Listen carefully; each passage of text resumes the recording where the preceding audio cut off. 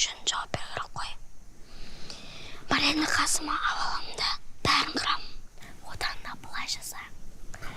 Бір футбольный команда құрайық та, оларды ойнауға вызов тастайық. Мен идеям қалай? Осылай жақсы. Енді ұйықта ата мен апа оянып кетсе, ұрсады. Жарайды, қайырлы түн. Қайырлы түн.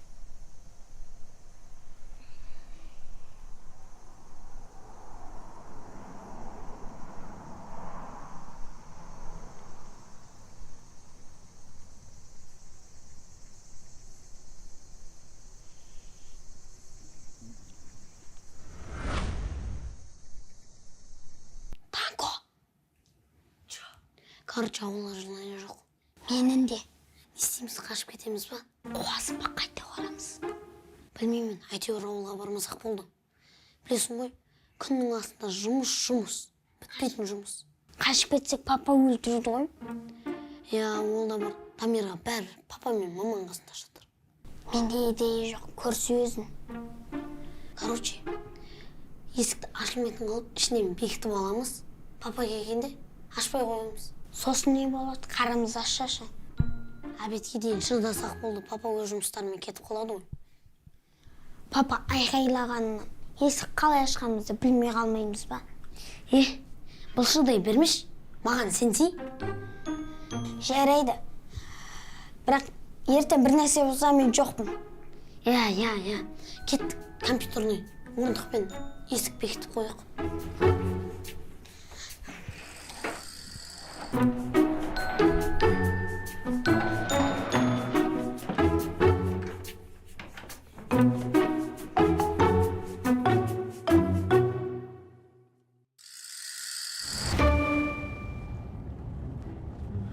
Так, жігіттер, бұлай болмайды.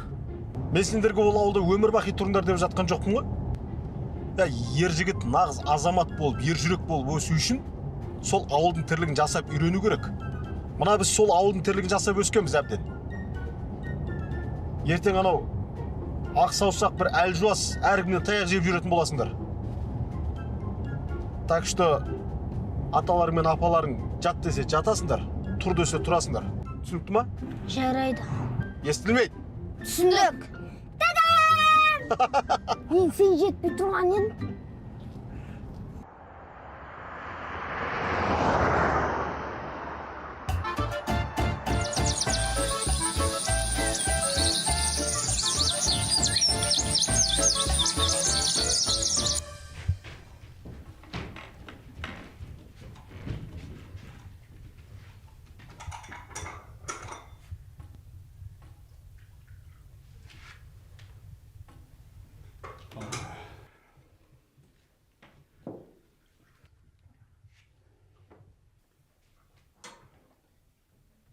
Балдар кешікті ғой.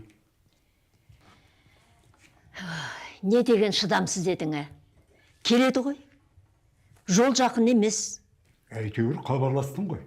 Ерболатқа да, Саламатқа да айттым. Жарайды. Апа, қошқар дайын. Мен ана жаққа қашан жібересіңдер деп күтіп тұр. Қойшы. Не қалжыңдап жатырмын ғой. Апа, қазір осы шайды ішіп бола салысымен ұнға барып қайтам.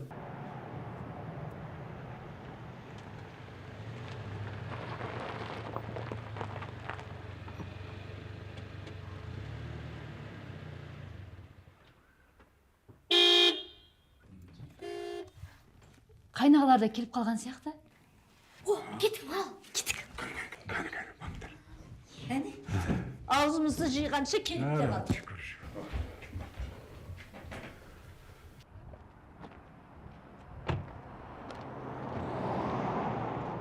Ерболат аға. Ей, жаным. Қош жаққан. Ауылын қалайсың? Иә, жүр, кіріңдер. Қалайсыңдар? Ата-апаларың үйде ма? Иә, бәрі. Болды, келдер. Қалайсың?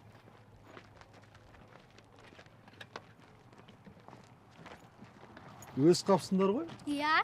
Дәу, бол. Жарайсыңдар. Жүр, кір.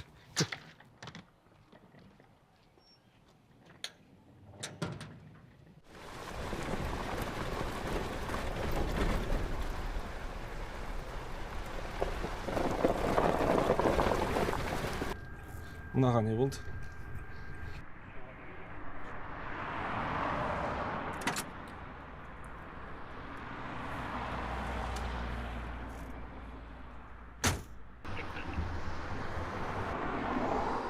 Ой, сен де жарылмайтын уақытта жарылып. Көмектесейік па, пап? Жоқ, жаным, отыра бер. Өз менде запаска бар ма еді? Ой, бәрекелді. Келдік атамың апаң үйіне. Ассалаумағалейкум. Уағалейкум салам. Гәл апаңа бар. Көкем, қалайсыз? Жақсысыз ба? Қалай сенсіз ба? Ай, қуатты өмір сүріп жатсыздар ма? Апам, қалайсыз?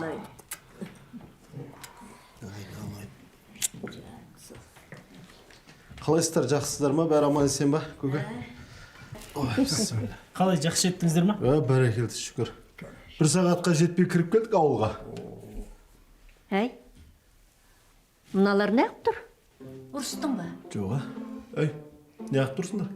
Аманда сат апалармен.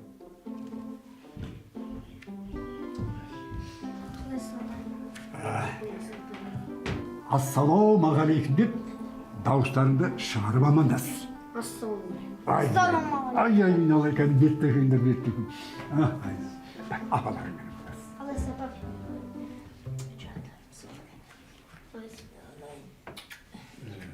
Отырыңдар.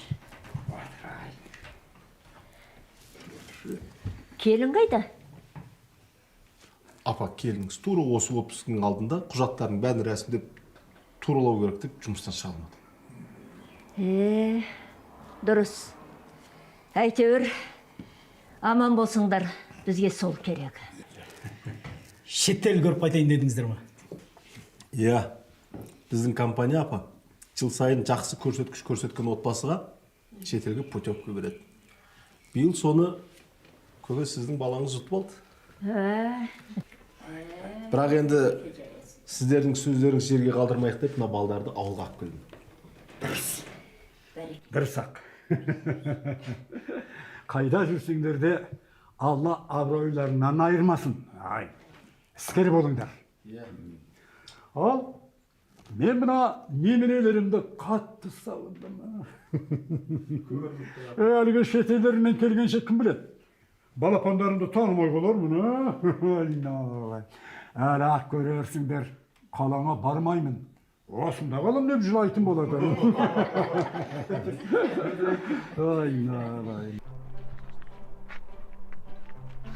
Ауылға барған соң жаматып алармын.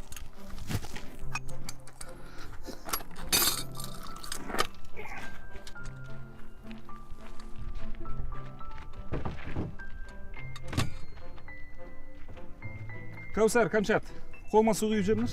Мен құям, папа. Неге?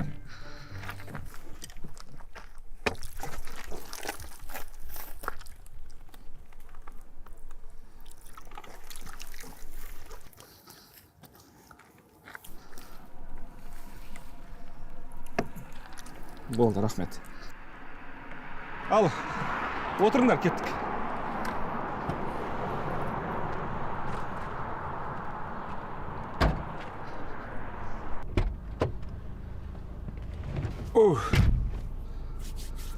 Болды. Енді 10-15 минутта ауылда боламыз. Папа, Ау? қашан жаңа машина аламыз? Құдай қаласа, қызым. Кішкене қарыздарым бар, соны құтылып алсақ, әдемі үй аламыз.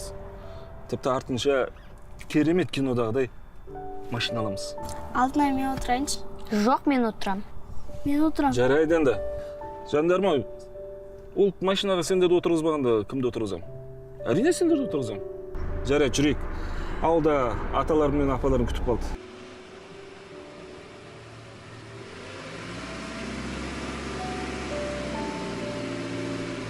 Сәлем супер көрермен. Өткен аптада Айгүл, Жансерік, Рамазан деген 3 бала біздің киностудияға түсуге жолдама ұтып алды. Сіздер де біздің киностудияға түсуге жолдама ала аласыздар. Ол үшін ата-анаңыз мынау WhatsApp-қа хабарласын, киноға түскің келеді деп. Және сонда көріскенше біз сіздерді киноға түсіреміз.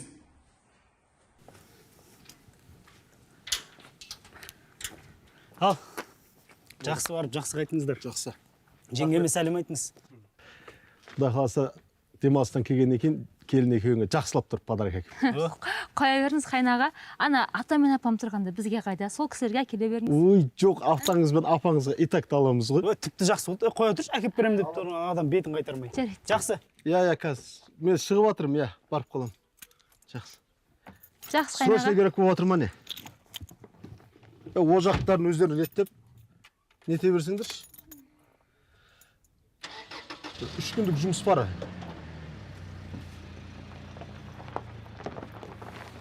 Я. Соны бітіргеннен кейін яқса нетіп болып барамыз. Алып. Что демалып жатыр? Біз қашан шетелге барып демаламыз, а?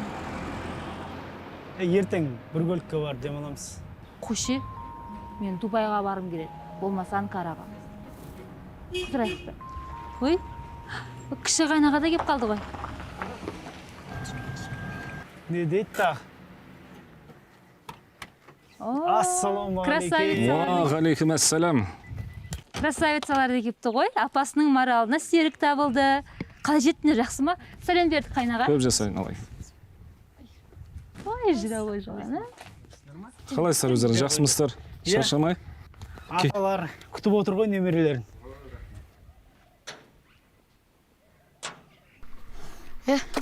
Короче, былай жасаймыз. Ана Жылауық Мұраттың әпкесі Маралға мынаны апарып бересің. Оны қалай апарам? Досыңның сөзін жерге тастамай жарсың, бір аман тапсай. Чотам. Әлі ғашық болып жүрсің ба? Жоқ, несін сұрайсың ол? Күндізде, түнде де бәле болды ше. Тіпті үйдегі малдың астын тазалап жатсам да есіме түседі ғой. Асқар! Азамат! Не болды? Анау, Мұраттың үйіне ше, қаладан туысқандар келе жатыр екен. Істейміз? Не істейміз? Я. Ештеңе істемейміз, келе берсін. Қуасың ба? Не істейміз деген несі? Енді өзің ғой енді аңды деген. Молодцы, аңдай бере. Керек болып қалады. Тоқташ. Қаладан туысқандар келіп жатыр дедің ба? Бағдат, онда ана хатта кел. Қазір апарып бергенмен, бекерге бір жерде қалады. Өзім жолығып, өзім беріп кетем. Бәсе, сөйтші. Адам уайымдатып қойдың ғой. Тым болмаса ортадан ақша шығарып, доп сатып алу керек еді да. Неңді сатып ақша таппассың, айтшы. Неңді қазір болды деп кеткенмен, ертең ешкім ақша әкелмейді. Короче, біреуің барып ана Мұраттан жестко кешірім сұраңдар. Сол кезде футбол ойнайсыңдар. Отвечаю. Кім сұрайды оны? Конечно, Алихан сұрайды. Неге мені? Өткенде де мен сұрадым, өздерің сұраңдар. Сен ақ қой сондайды өлтіріп жіберетіне. Етің де үйреніп қалған. Нұрхат сұрасын да? Болмайды ғой. Үнемі мен сұраймын ғой. Алихан, не болды? Өсіп кеттің ба не? Істегің келмесе айтса, істегің келмейді деп. Істегісі келіп жүргендер көп. Бірақ ол кезде сен біздің қасымызда болмайсың. Сол саған керек па? Жоқ, неудобно екен просто. Айтса не істеу керек? Короче, біздің футбол ойнауымыз керек қой. Қалай жеткізсең, олай жеткіз. Жарайды, мен кеттім онда. Мен жетім берем қойған екен ғой. Кете.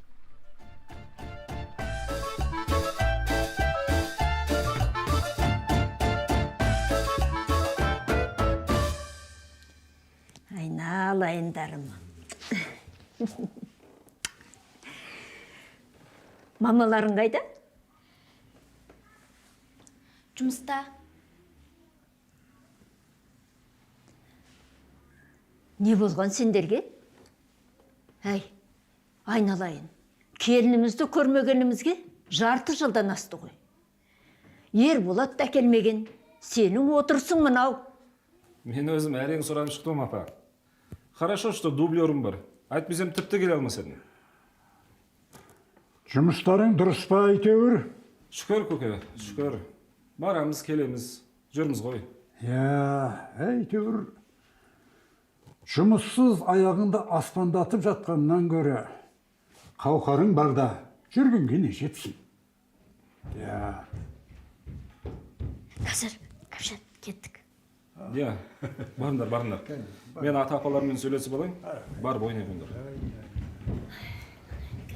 Солай көке, апа.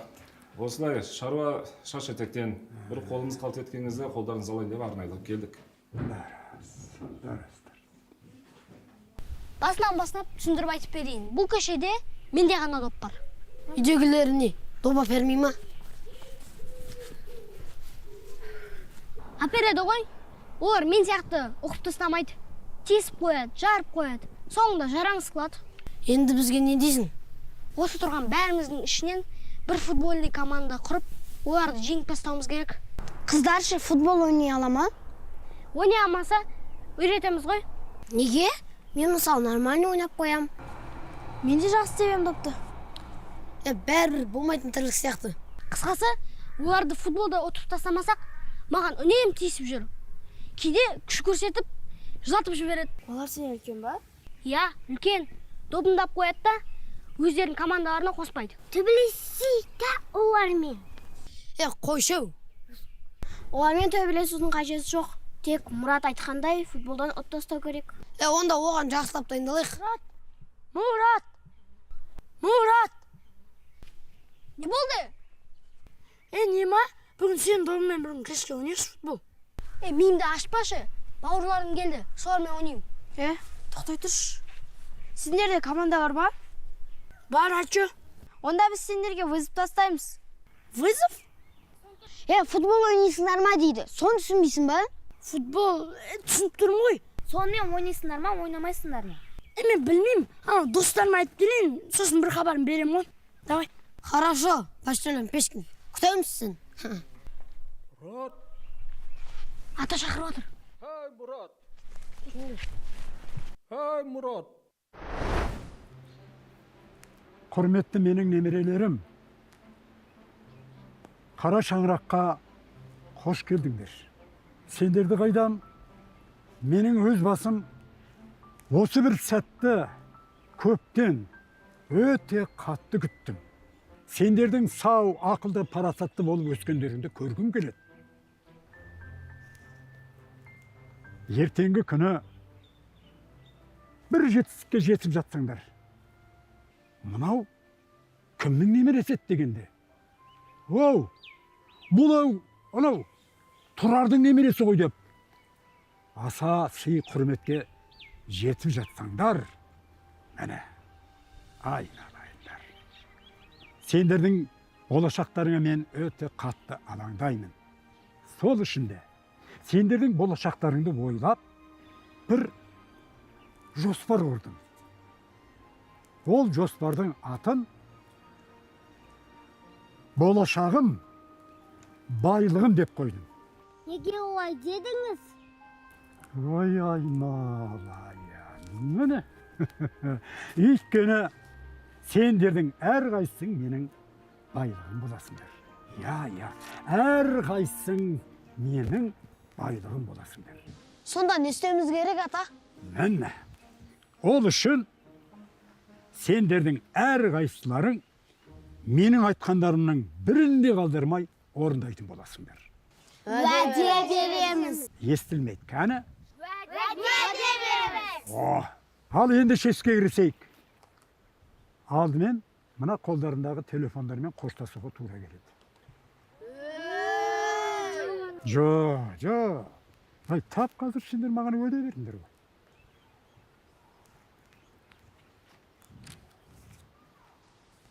Марал? Ата. Тап қазір мынаның қолдарындағы телефондарды жинап ал. Құп болады, ата. Сөйтіп мынаған сал.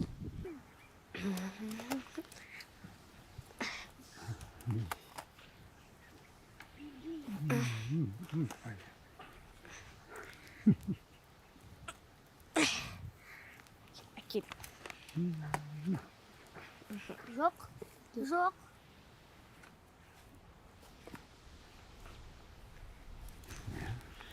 Ата жинап қойды. Ай, рахмет. Бірінші сабақ ертеңгі таңғы сағат 0:07-де жаттығудан бастаймыз.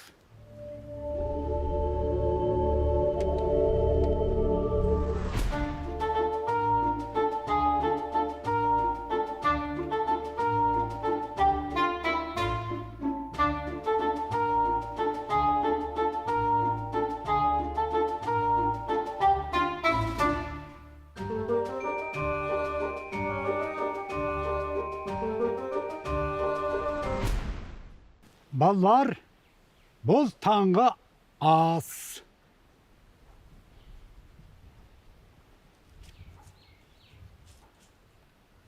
Бұл таңғы астарың, ана, қолдарындағы. Шетелдің құналсыз әлгі өтірік тамақ емес. Ана, бір кесеге нан туралған, сиырдың ыстықта қайнатылған, май қосылған сүті. Және анау жылы таза су.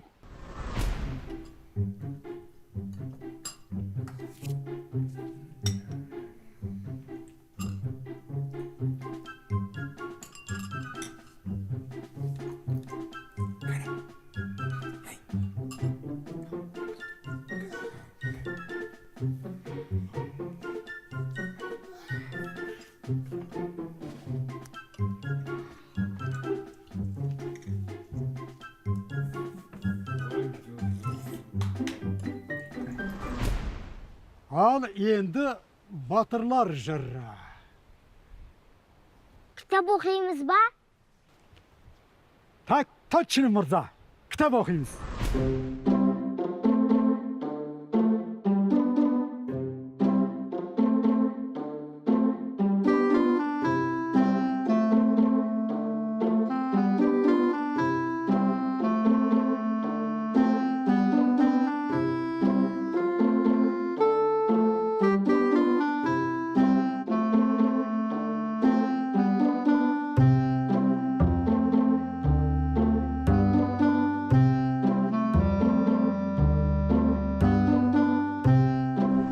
Енді содан кейін садақ тарту.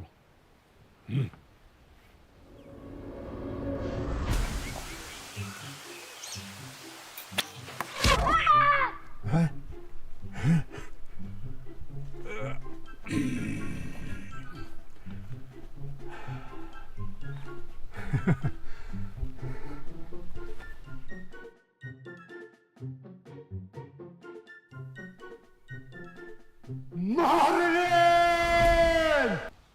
Ата,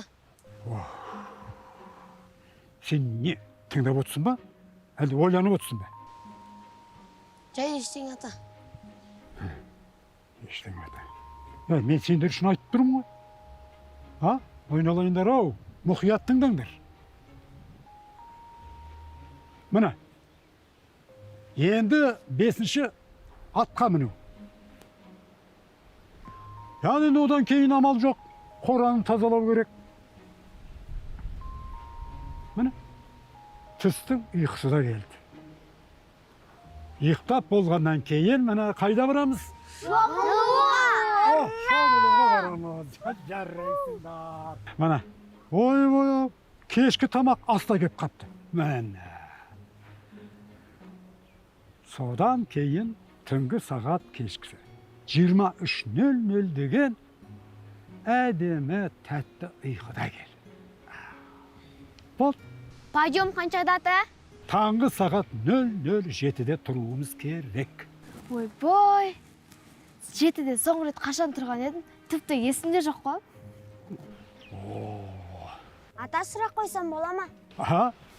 Әрине болады. Тыңдап тұр. Оның бәрін істемесек не болады? Бала, әр жердің өзінің заңы бар. Бұл да ауылдың заңы. Ал сол жердің заңына бағынбағандарды әулеттің басшысы ретінде мен, атаң, қатты жазалаймын.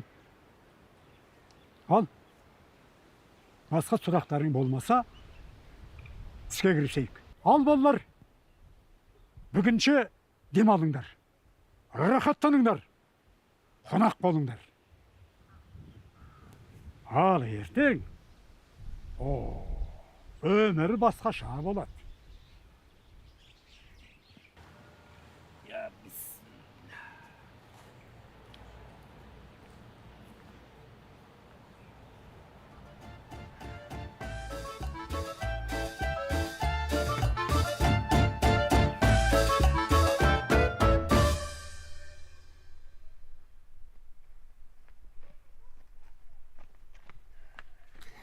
Жігіттер, Не болды ентігіп? Мұраттың міне туысқандар келіп жатыр дедім ғой. Сомен? Ағасы, әпкесі, сосын інісі кепті. Інілері. Бізді футбол ойнауға шақырып жатыр. Жақсы емес па енді? Ей, аналар, атылып тұр ғой, ұтып қойсашы. Бұл көшеде бізді футболдан ешкім ұтпаған, ұта алмайды да. Айтшы Аска. Иә. Бізді ұтатын адам әлі туылған да жоқ. Жарайды. Шақырған жерден қалма дейді ғой. Біз дайынбыз. Қашан? Өздері хабар береді. Кеттіге.